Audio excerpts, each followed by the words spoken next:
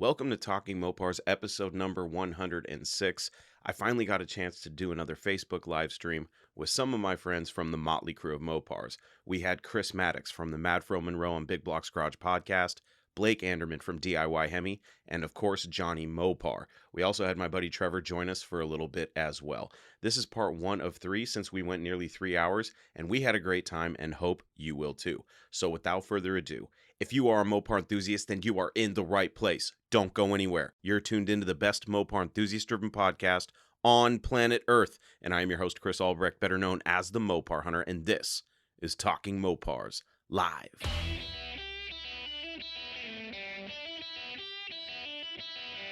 You're listening to Talking Mopars with the Mopar Hunter, your direct connection to all things Mopar.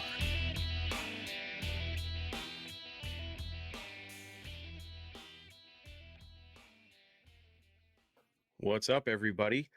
We are back live once again, and I have some special guests joining me on the show tonight. Let's go ahead and bring them on. For the first time ever on Talking Mopars, we have a special guest from the Mad Fro Monroe on Big Blocks Garage podcast, and it's not Big Block. It is actually his partner in crime, Chris Maddox. Mad, what's up, buddy? Man, this is kind of cool. I've been wanting to go live with you guys for a while, so it's pretty awesome. I know, it's about time. It's about time. Yeah, for sure. Yeah. I finally got internet at the house, so I can actually do stuff. So that's pretty cool. Nice. We also have another buddy joining us tonight, and you know him. Johnny Mopar is in the house. What's up, Johnny? What's up? What's up, guys? Not a whole lot. I was just setting up my podcast and this live stream, and I was watching Ruben's live stream over at Muscle City Madness on YouTube. Yeah, it was just over there. Yeah, it's cool. That was getting fun. I was like, gosh, if I didn't want to do mine, I'd jump over there. It was a good conversation. I liked it.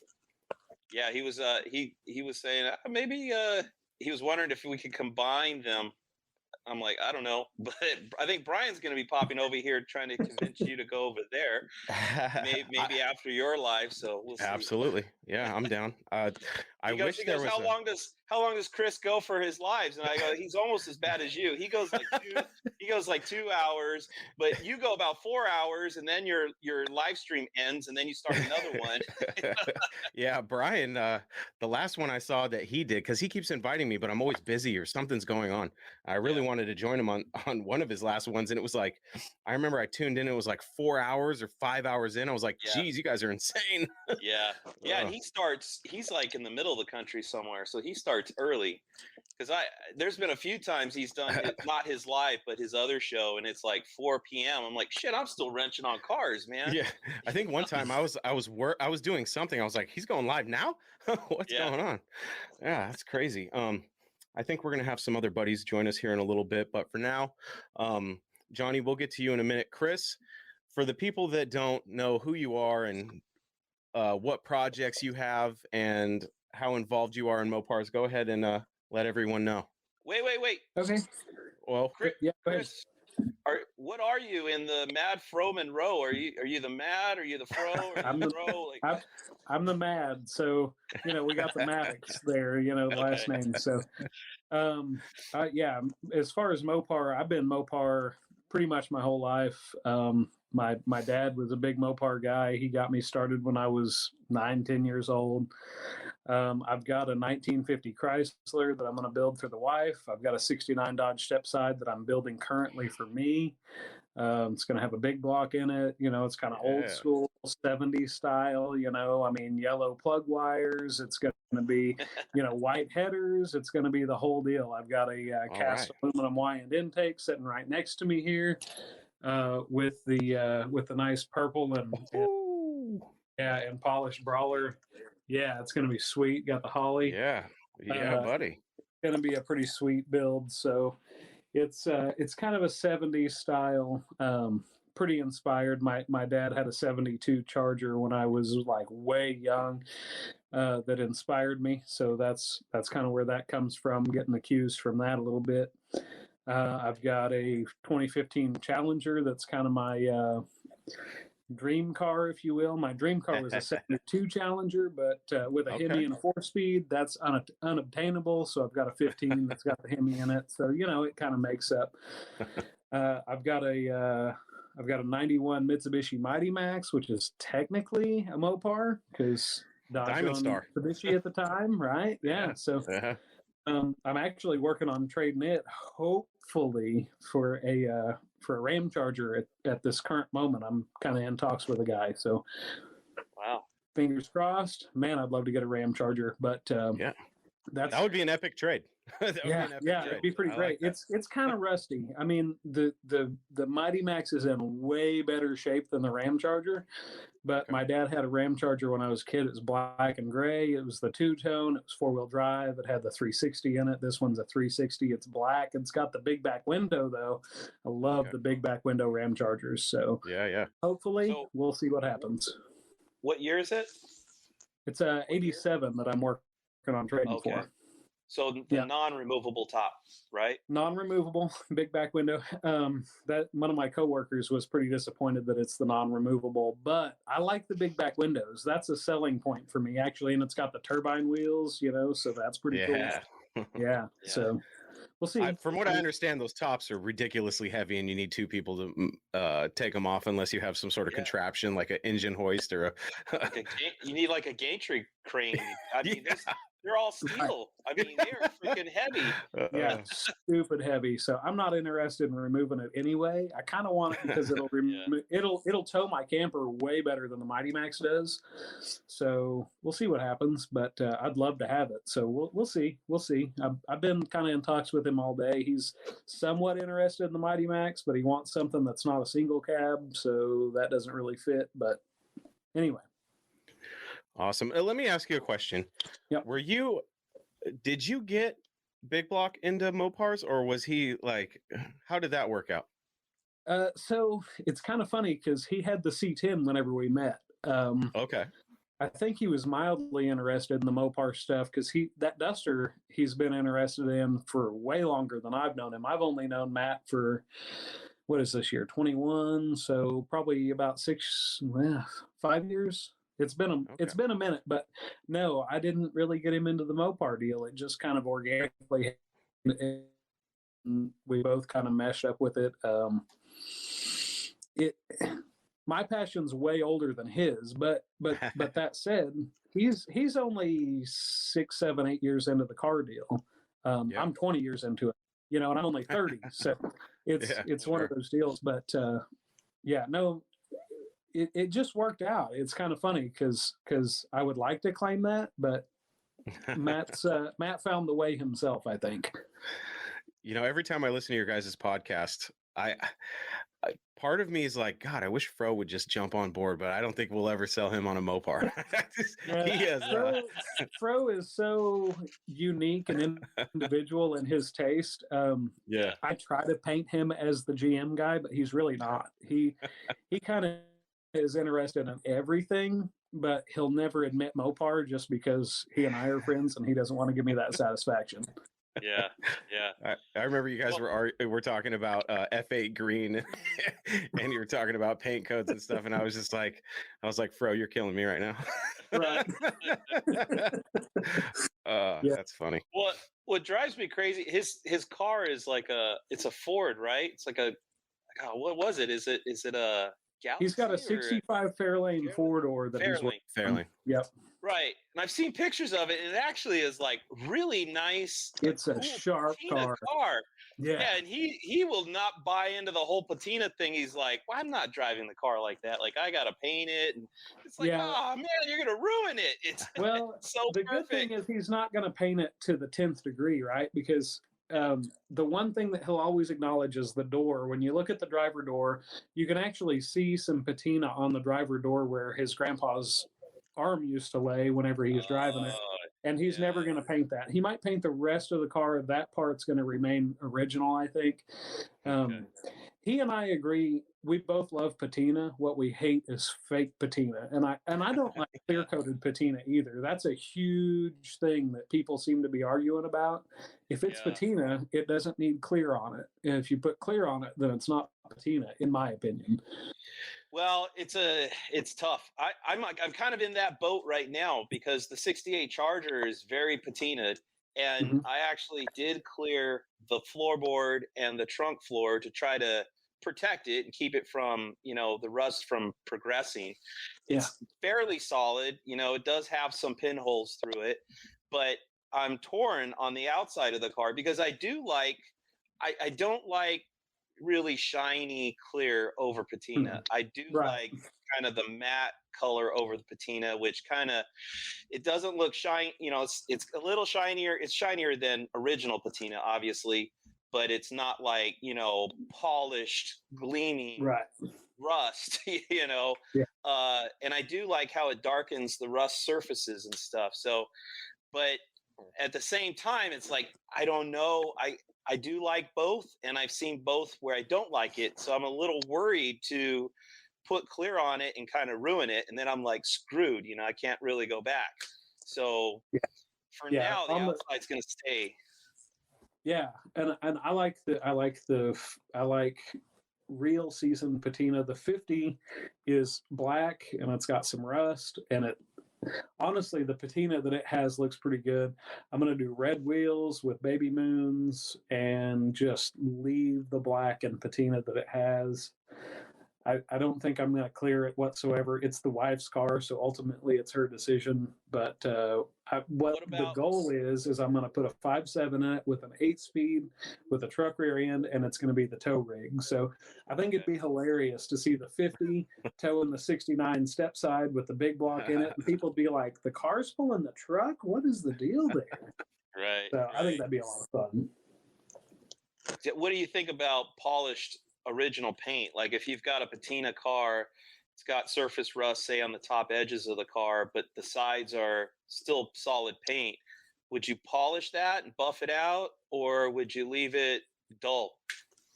I guess it depends on the paint color, right? So Yeah. you don't want to outshine, but you also don't want to leave like nastiness, like the 72 that I got from Matt. It's brown.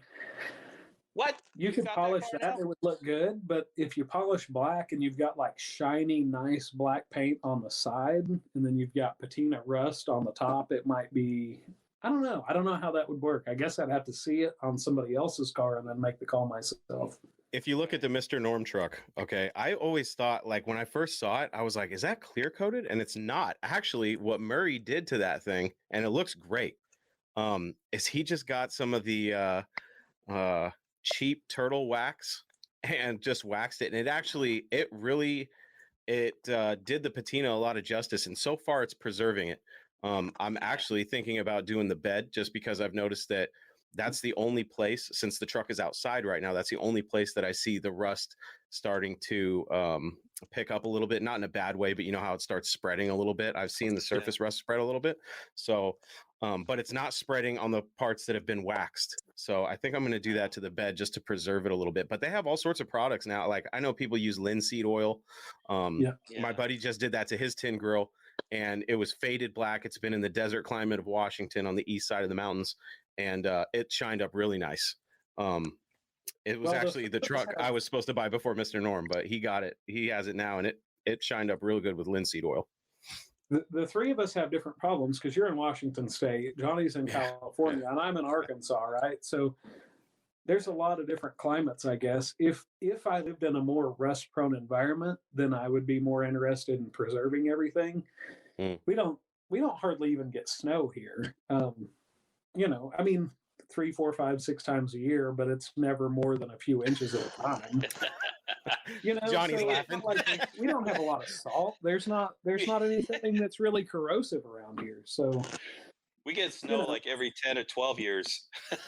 Right. Yeah. See, and you don't have to worry about it at all. But Chris, you're up in Washington. There's tons of corrosiveness, even just coming in from the ocean side and from the bay. I don't know how close you are to Seattle, but I'm I can see the Puget Sound, which is basically the ocean, from my house.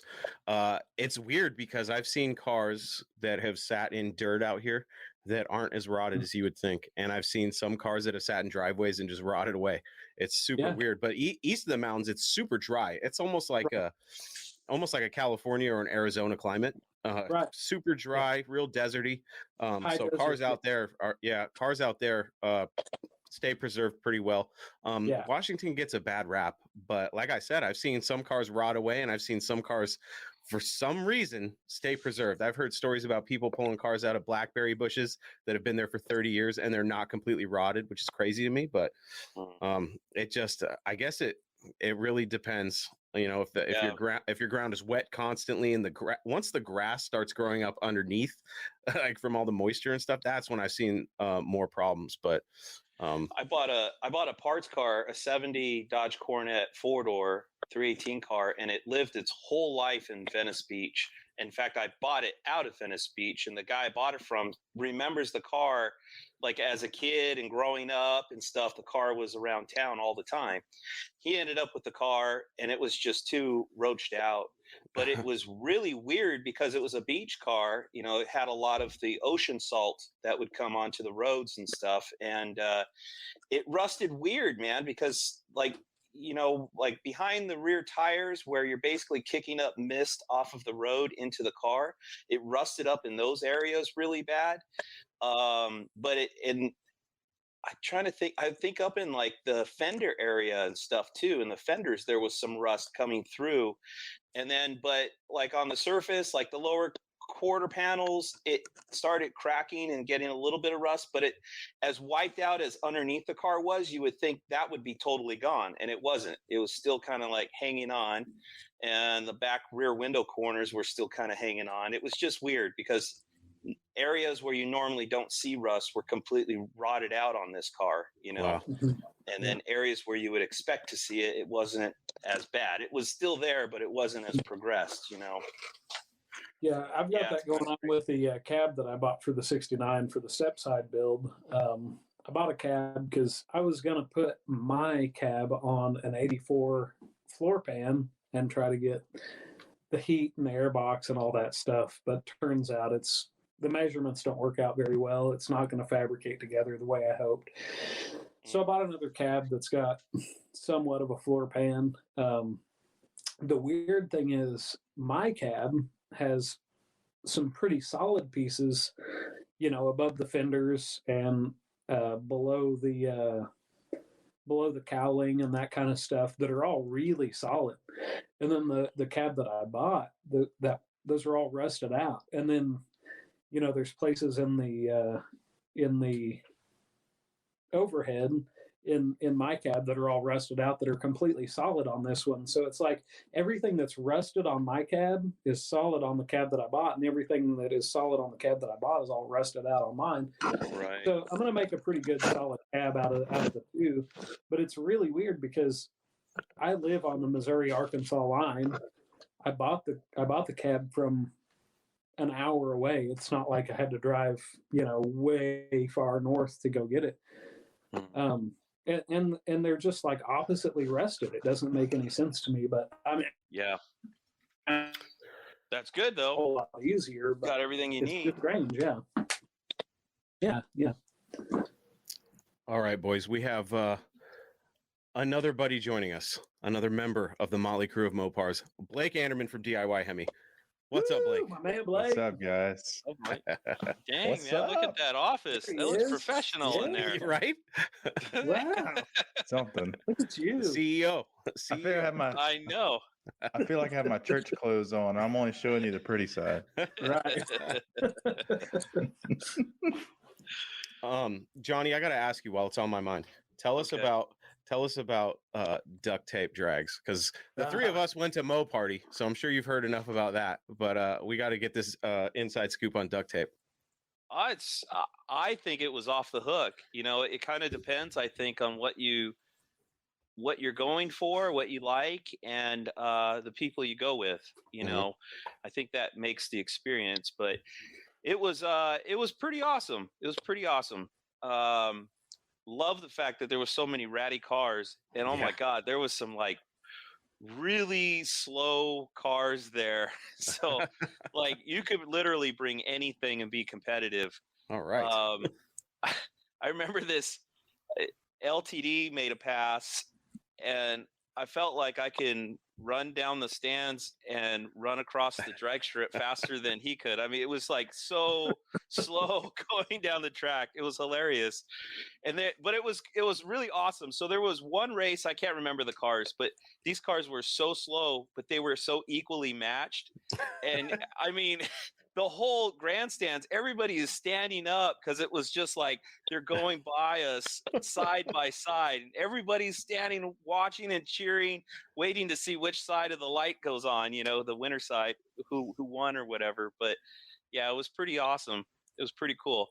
So you had like drag racing. Man, it seemed like 90% of the cars there are like roadkill type cars, like a lot of those guys were slamming junk together, the night before, or the week before, and it's all like super budget builds. I didn't see too many bad cars this time, but when I went to Zip Tie a few years ago, I remember seeing a Ford there. I think it was a Mustang. He had so much junk in the trunk, like jacks and tires and like so much shit. It's like, dude, if you got into a rollover, like all that shit flying forward through the seat into the cab, like it would kill you instantly. The tech guy was giving him shit like, okay, but you got to take all this crap out of the trunk of the car, And I think it had rust on the lower quarter panel into the trunk area. It was so rusty. It was hammered, like all around the car was beat.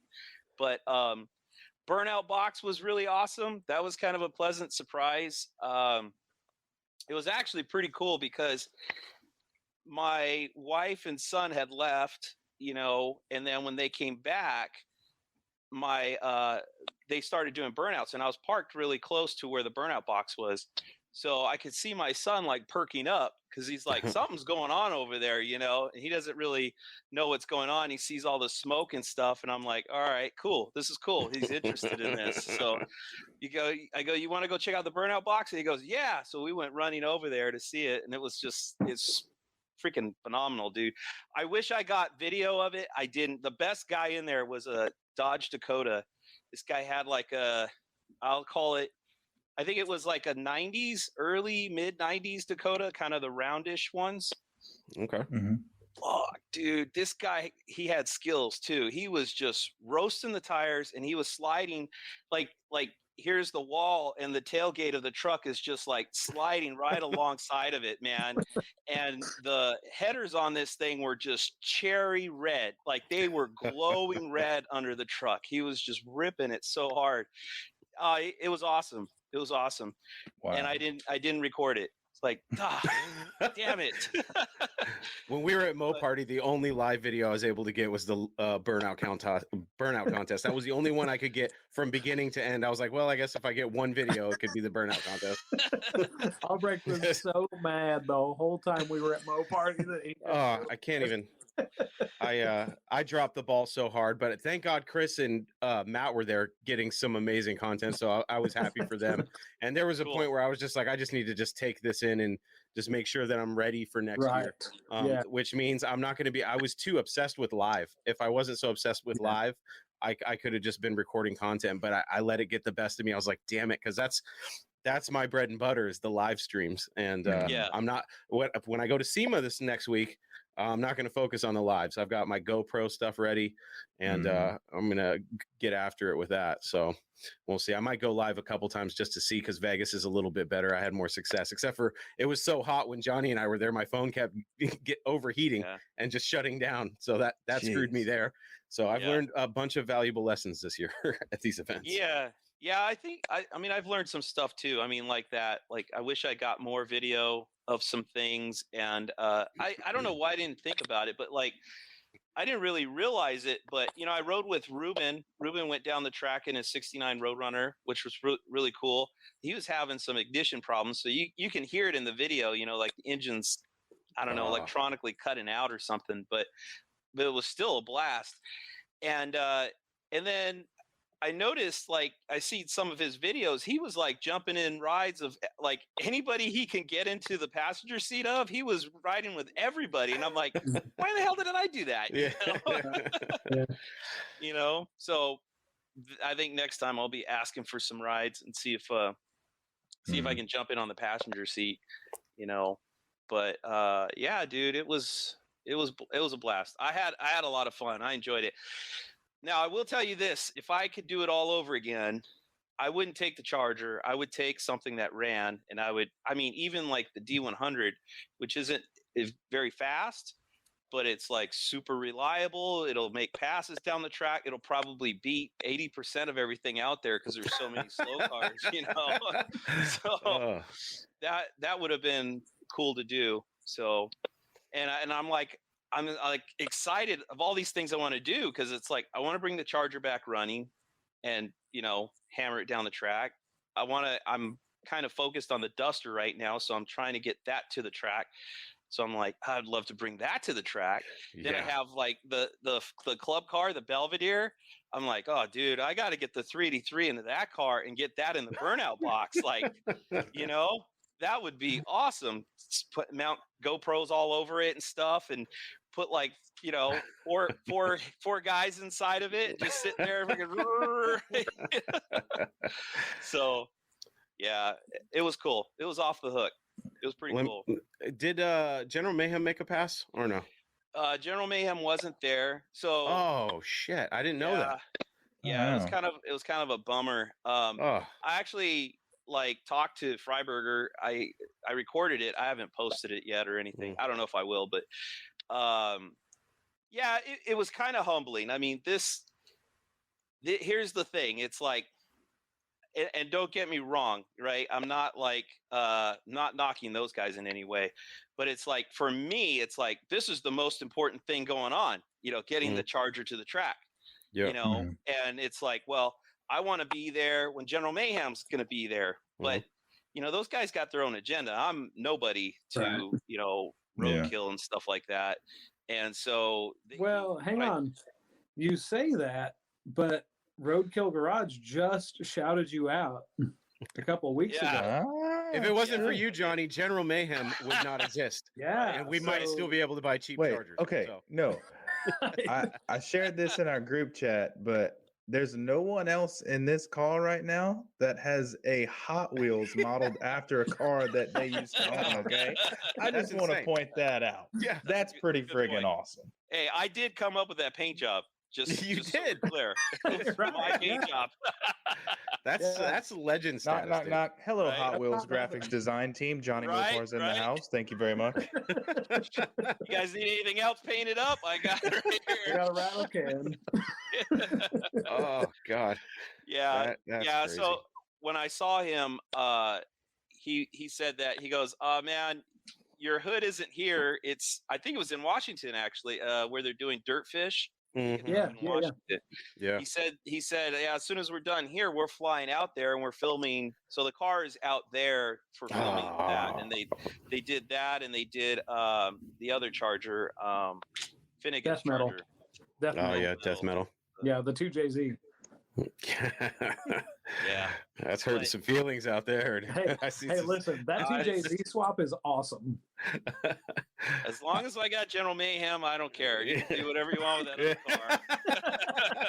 other car. General Mayhem was done right.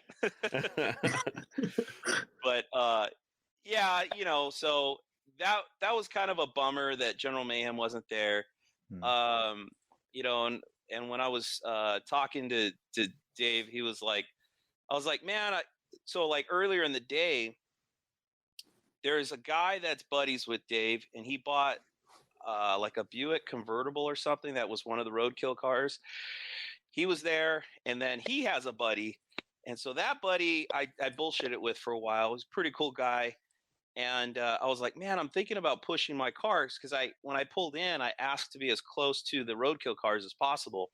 So I was like literally one row over from him, you know, and I wanted to push the car over there, but I was a little unsure. It's like, I don't know if they're going to freak out. And it's not like the car runs. If the car ran, it'd be like, sneak it over there, drop it off. If they say you got to move it, no big deal. But I got to push this thing, So I was like, I don't know. And the guy I talked to he goes, well, let's ask his buddy, who's buddies with Freiberger. And he was kind of advising against it because he was like, well, they're going to be showing up with a bunch of cars. And even though there's space now, there's not going to be enough space, blah, blah, blah. And I'm like, all right, yeah, I'm not going to push the car over there. So Fucking hater. That hater. I know. Oh So my God. Well, and then when I talked to Freiberger, I was filming Ruben making a pass, and I was walking back, and I saw Freiberger right there next to all the roadkill cars. And I was like, oh, okay, cool.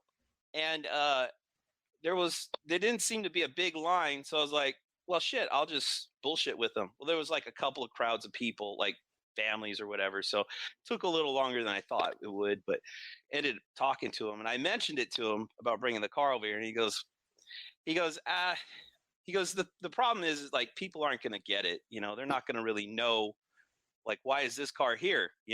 Most people don't know the story behind the two cars or whatever.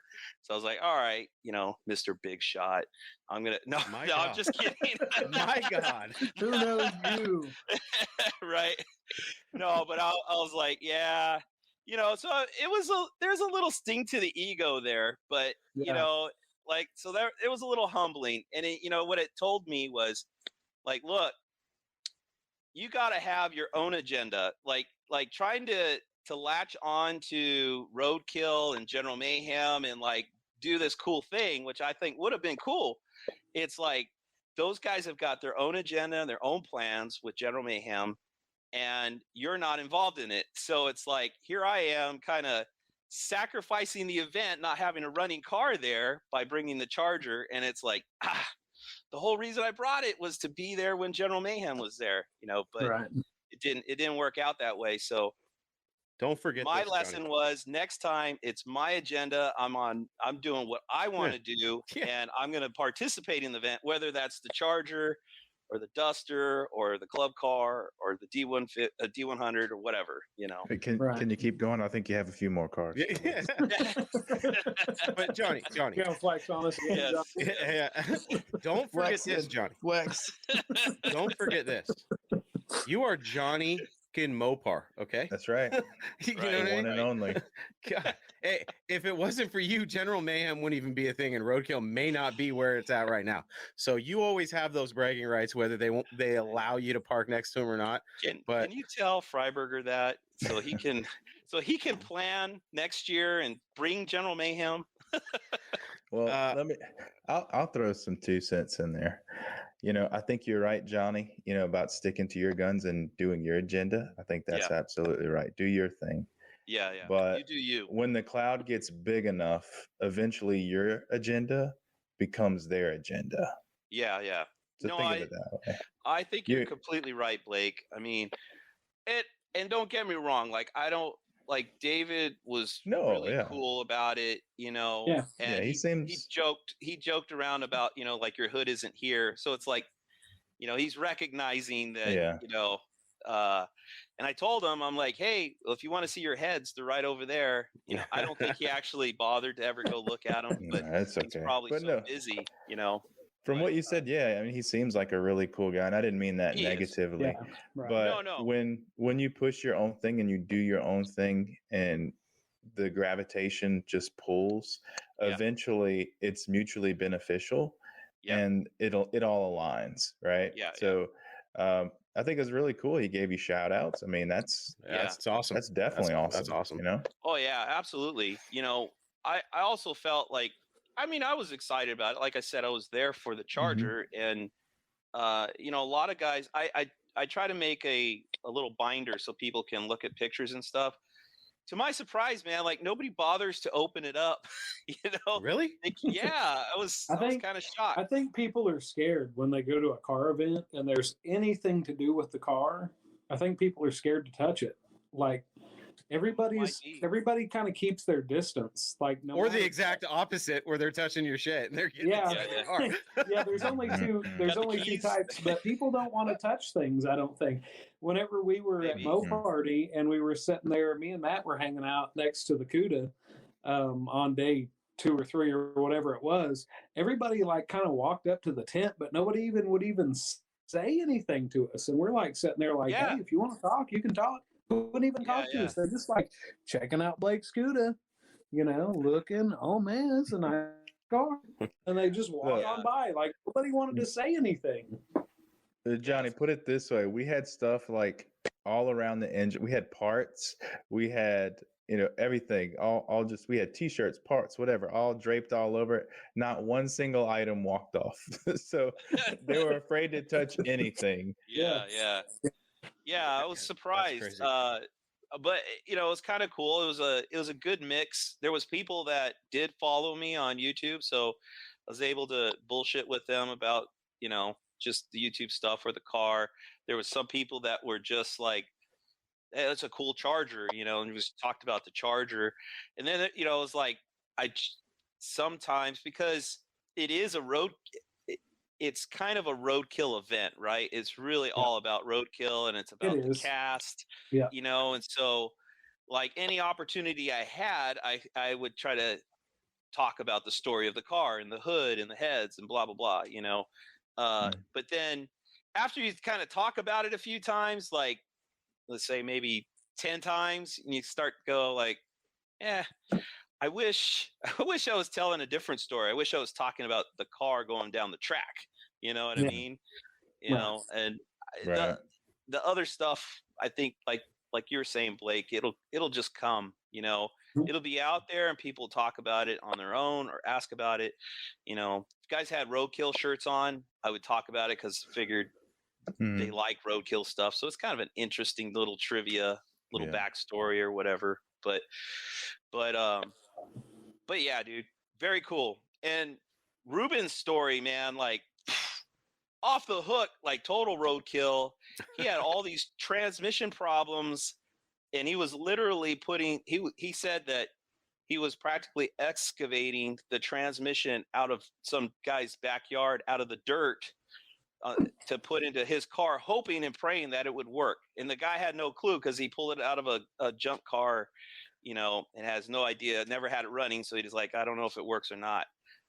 So he was burning the midnight oil the night before, and there he was at the track with the running Roadrunner. Wow. So it was it was epic for him, dude. It was like epic. I mean, talk about a hell of a story. Yeah. Wow. But yeah. When is the Charger going to be running and driving, Johnny? Oh, it's a good question. I don't know, dude. I'm so burnt out on it. Like it happens. It does, dude. It's just been charger. And then I loaded the car on the trailer, and it just, all the transmission fluid leaked out of it. So I don't know where it's coming from. I haven't looked at it. And then getting back, it's like, I need to really throttle down on the spending. I mean, I probably dropped easily $15,000 into that car to get it to where it is, and it's still not done, so I'm like, I need to do shit that doesn't cost any money. You can't do that with this. No, it's not working out, but I'm looking around and going, all right, what do we got going on? I got my mom's car. That needs a lot of money, but there's some parts I have. I can, I need to give it attention and get it down on wheels. So I already have the parts bought. So I'm going to work on that. And I'm like, the Duster, dude, the Duster is running and driving. I just need to drive it, figure out what's going to go wrong with it, what's going to break, fix it, and then get it out to Verona, hit the track with it. And yeah, it didn't take long because I took it out and I started romping it because I was romping on it and I can hear something rubbing, right? And so like this time around, it's like, all right, we're going to really romp on it and we're going to see what's really going on. Something's not right. So I romped on it a few times. I could hear something rubbing, and so on like the A bodies and like the later B bodies, they have like kind of like that spool mount for the transmission. It's got like an inner eyelet, a rubber, and then an outer eyelet, and it's like on a bolt that goes through, and then you have sort of the trans mount coming down like this, right? Mm-hmm. Well, the two sleeves slid apart, the rubber came apart, so the whole transmission in the car is like kicked over to the passenger side. So there's like a small gap on one side and a big gap on the other side, and the drive shaft was rubbing on the drive shaft loop I put in the car. So so that was rubbing. So that's not too bad. I took the drive shaft loop out and I ordered a like polygraphite solid mount, and it's got big mushroom heads on each side. So even if that happened again, it would hit the mushroom head. It can't slide like that shitty one that I have on the car now. So, which I'm still waiting for parts. I don't know when they're going to get here, but I got that. I need tires, need slicks. What do you think that thing? You've never tracked that car, have you? No. What do you expect out of it?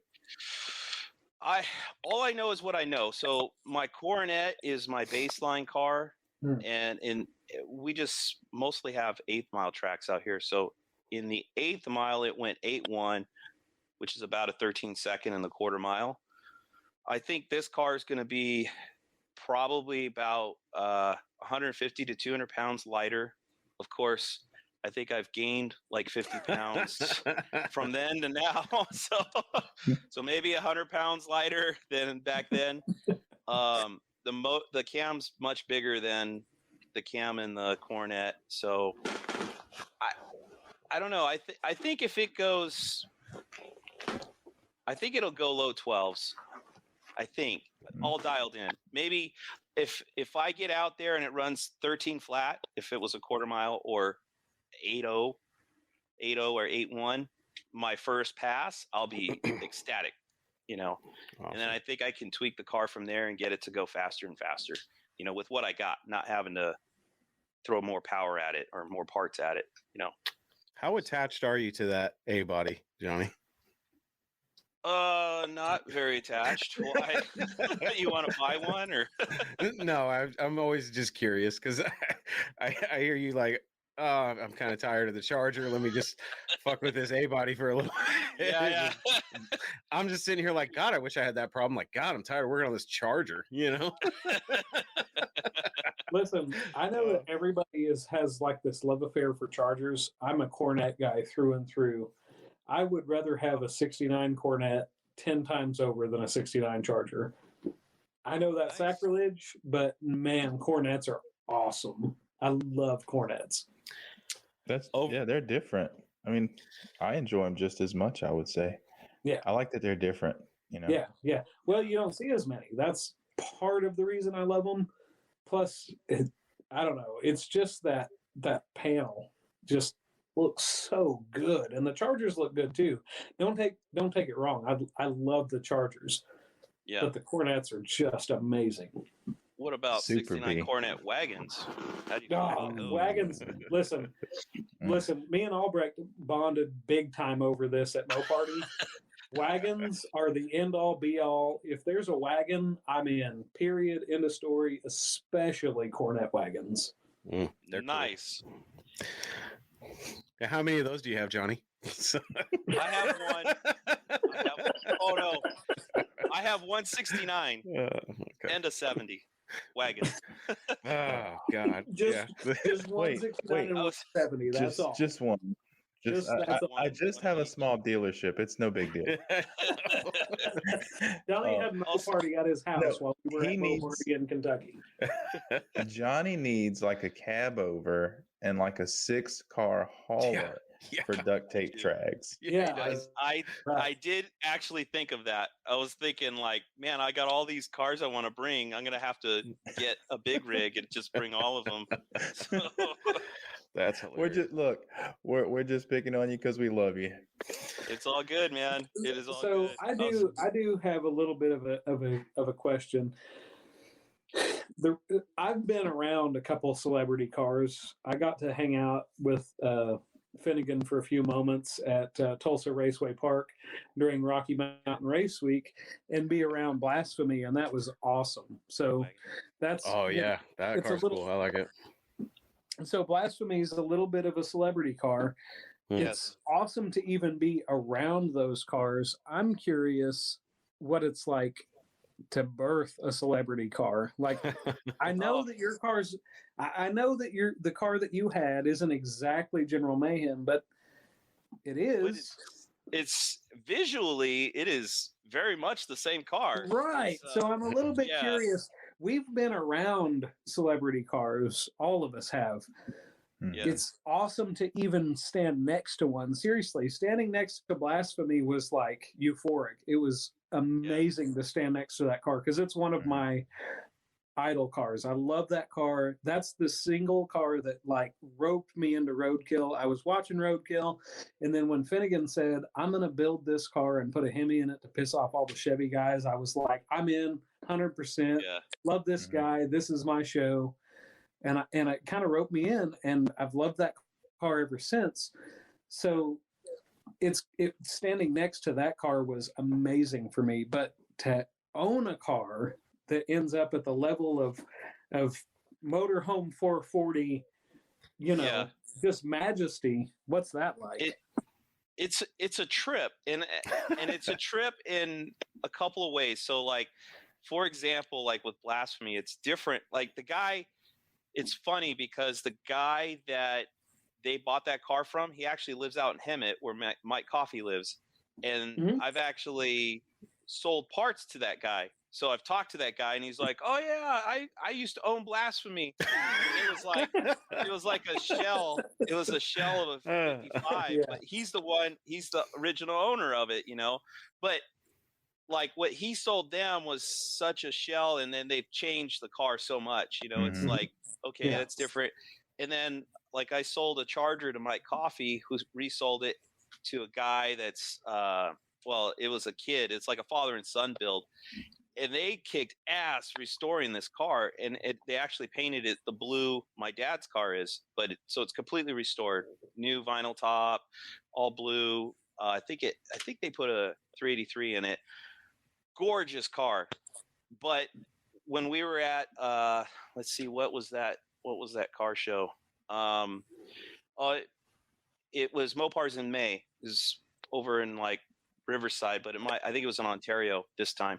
But anyway, I walked past my very own car, and then I saw Mike Coffey, like he was over on the end selling a bunch of parts, and he's like, hey, your car's here, it's over there. And I'm like, what? And he goes, yeah. So I went over there. I took a bunch of pictures. I ended up talking to the owners and stuff. It was really cool. But it's like, it's completely different. It doesn't look anything like the car I sold them. It could be a different car. And I think that's the case with most cars. General Mayhem is so unique because like literally looks exactly the same as when I sold it, shitty. If you've seen all the pictures, like the car was multi-toned car, and I sprayed primer, I sprayed matte, shiny gloss, semi-gloss, like every can of black I had, I rattle canned that car, trying to make it look halfway decent to sell it, and then it looked like shit because it didn't have any front clip on it, right? And I kept the fender off of another car I sold, a parts car. So I put the fender on it, which was red, and I grabbed the hood, the blue hood that's original to my dad's car, and I threw it on the car. So from that one angle on the front, it looked like a Charger, but I was out of black paint. So I didn't paint the fender and I didn't paint the hood. So, and then that's what became General Mayhem. It's a trip. That's crazy. That is crazy. A friend of mine was like, hey, because they did that episode, it was on YouTube, right? I have it on Motor Trend. Yeah, it was before Motor Trend. Yeah. And a friend of mine was like, hey, I think one of your cars is on YouTube. And I'm like, really? So I went and looked, and I'm like, damn, that is such a trip to see, there's no arguing. It's like, that's the same car. That's the car that left my yard. I'm so glad I took some pictures of it before it left too, because otherwise who would believe me, right? Yeah. Well, I remember you sent me that one picture of it in your yard, and I was like, "Shit, that's General Mayhem." Before it was General Mayhem. That's crazy. Yeah. well, a I while saw it back, in person. started hanging out with you guys, and he said, "I know the guy that had General Mayhem." I was like, "Whatever, you're whatever." And then Right. he shows me these pictures that Johnny had, and I was like, "Holy crap, that's awesome!" So Yeah. That was awesome. then for That is- Freiberger to shout you out like a couple weeks ago was like, Yeah, that was very cool of him. that's so cool. I can't imagine how cool it is for you. But I was sitting there, so we watch this stuff while I'm at work, right? Whenever we have lunch, we sit down and we have lunch, and we turn on Roadkill or Roadkill Garage. There it is. That's awesome. Check that out. Yeah. No, it's right there. You got it. Yeah, there it is. So we sit down for lunch and we watch Roadkill or Roadkill Garage. Today I watched Engine Masters. We watch whatever's on, whatever the new thing is.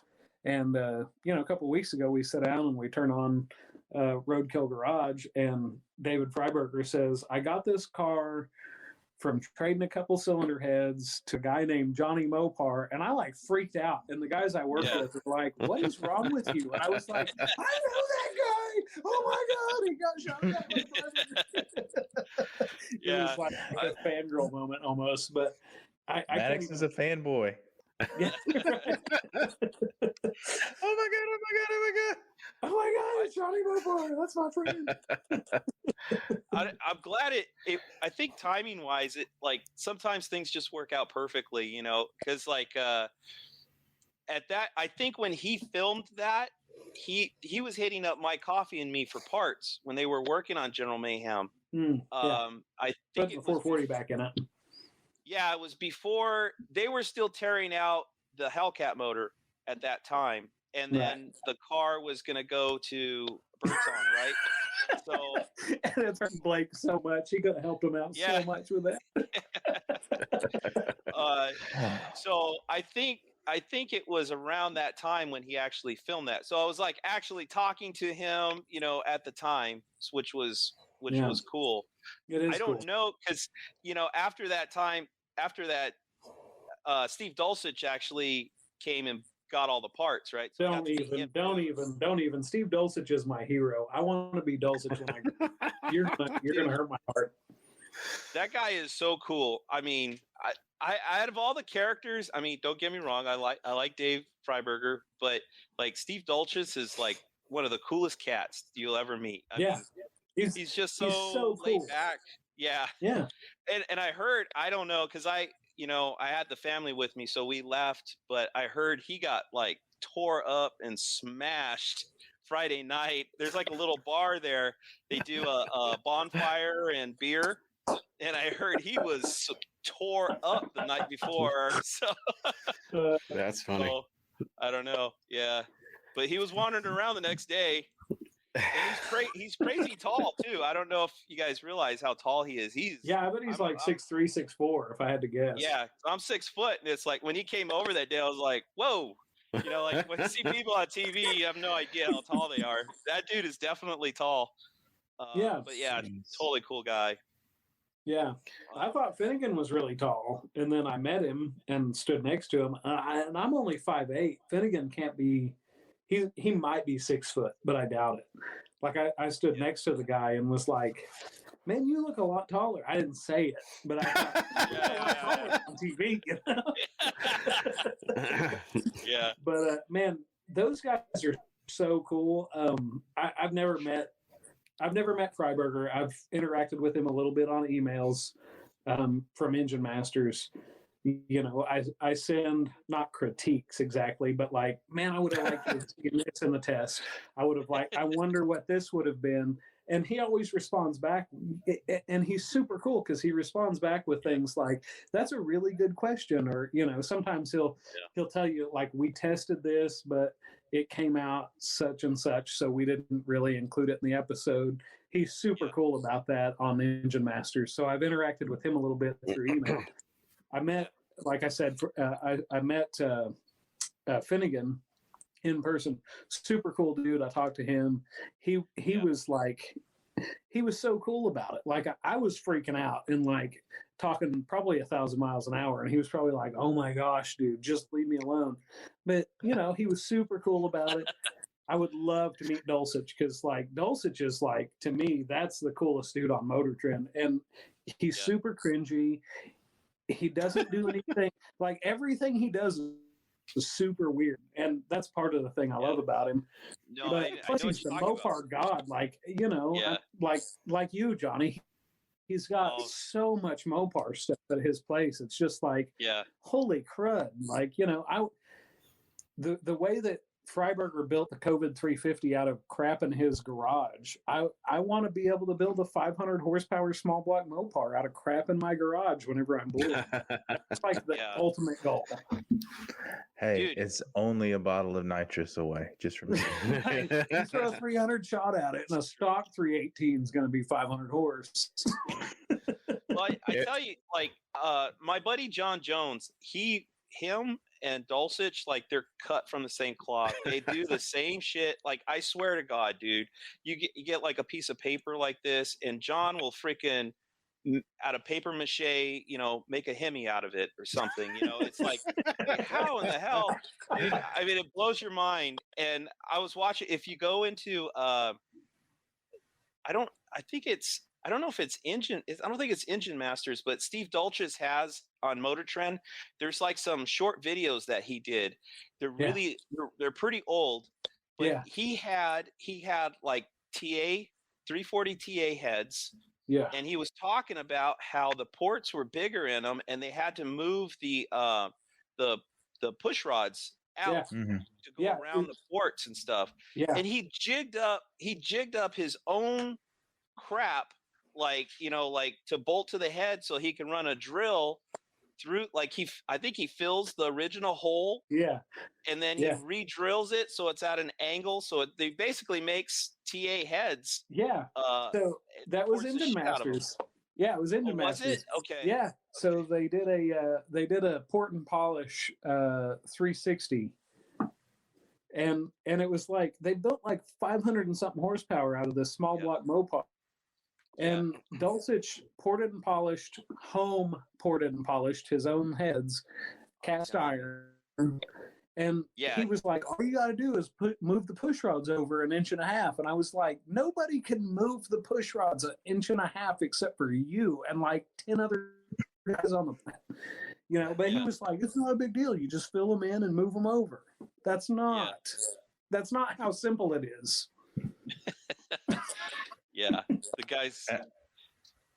I don't know how you drill that because I have a set of TA heads and I'm looking at them and how close they come to there's like the passageways and the castings between the runners and the actual push rods that are offset. There is like maybe a 16th of material still left. Yeah. I mean, so to be able to hold the drill or even use a drill press and to be that accurate, I don't even know how you would do that. He uses a guide. I'm telling you, he fabricates this guide. It's a bracket with like a tube welded onto it. I mean, the thing looks crude. It's not that big a deal. It's not that big a deal. He just built his own tools. Fills the old holes and then re-drills it. Like, you got to watch the episode, dude. But that's the kind of crap. Crazy. All right, I'll find it. I'll send it. Okay, there you go. So you're saying he's like MacGyver? Yes. Except for way better and only with Mopar stuff. Yeah. Well, and my buddy John Jones is the same way, dude. Like, I swear, if you have a car that's got rust on it, like the lower quarter panel or whatever, dude, he'll look at something and he'll be like, oh yeah, like the headlight bucket on that Valiant, that's like the same curvature of this over here. So I'm just he pulls out his tin snips and I swear, dude, he cuts this metal like it's made out of paper. Like he's got scissors. And he just, and then he'll bend the shit on his knee. He'll like do shit like this, right? And I swear, dude, and then he'll graft it into the car and it'll be perfect. It'll be perfect. Like he's like, oh, that's the way Fro is.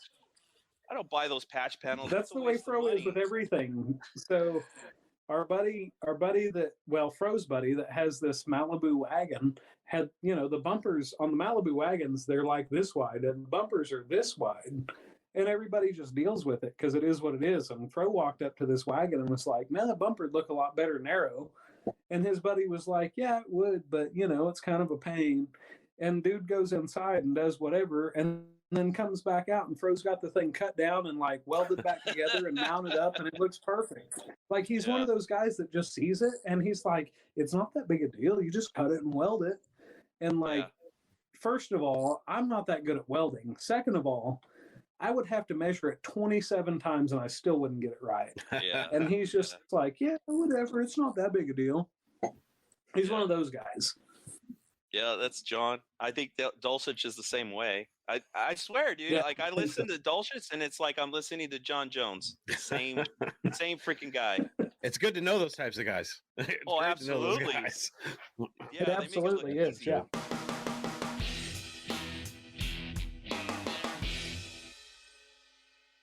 Folks, this upcoming week, I will be bringing you coverage from the SEMA show in Las Vegas. So if you can't make it down to Sin City, do not worry. I'll be there to make sure that you don't miss out. So stay tuned for content directly from SEMA. You will find it all on the Talking Mopars Facebook page. There you have it, my friends. Another episode of Talking Mopars is in the books. For everything you need to know about this podcast, please visit TalkingMopars.com. And don't forget that you can send me your Mopar stories, questions, comments, concerns, complaints, suggestions, and everything else on your Mopar addicted mind to Chris@TalkingMopars.com, or leave me a voice message on my voicemail box at 209-28-MOPAR to hear yourself on the show.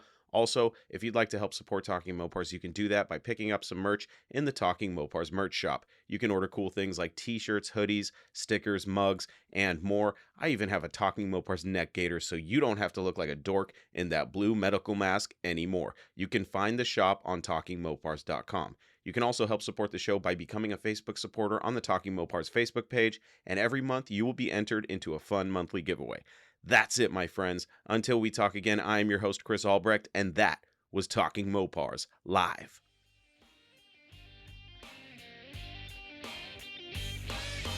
Thank you for listening to Talking Mopars, your direct connection to all things Mopar.